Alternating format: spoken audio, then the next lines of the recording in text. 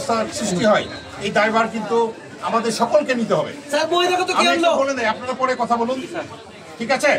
আমরা ক্যাম্পাসে কোনো প্রকার বাধানুবাদ হোক, এই ধরনের অস্থিতিশীল পরিস্থিতি সৃষ্টি হোক, জাতীয় নিউজ হোক, আমি বলে না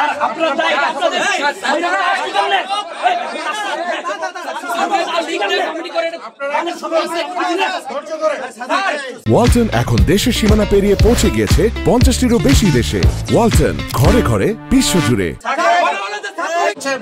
কেউ যদি কোনো প্রকার অকারেন্স করে তার বিরুদ্ধে ব্যবস্থা।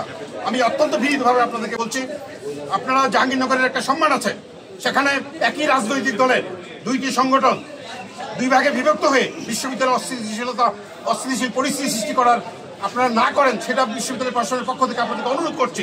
আজকে কথা নাই, প্লিজ, কথা আমরা বলতে জানি, দয়া করে একটু শুনুন। আমি এতক্ষণ তো দেখেছি, এখানে 5 মিনিট হয়েছে আসছি, এখানে জাতীয় নেতৃবৃন্দ আছে আপনাদের সংগঠনের।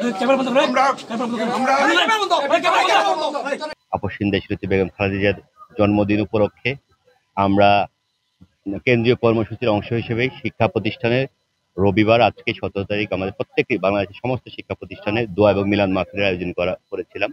তারই ধারাবাহিকতার অংশ হিসেবে, সেই কর্মসূচির অংশ হিসেবে আজকে জাহাঙ্গীরনগর বিশ্ববিদ্যালয়ে দোয়া ও মিলাদ মাহফিল হয়েছে জন্মদিন উপলক্ষে।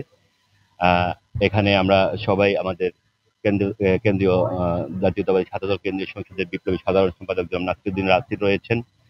এছাড়াও জাহাঙ্গীরনগর বিশ্ববিদ্যালয়ের ছাত্রদলের আহ্বায়ক সদস্য সচিব সহ যুগ্ম আহ্বায়ক সদস্যবৃন্দ সবাই এখানে উপস্থিত রয়েছেন। ধন্যবাদ।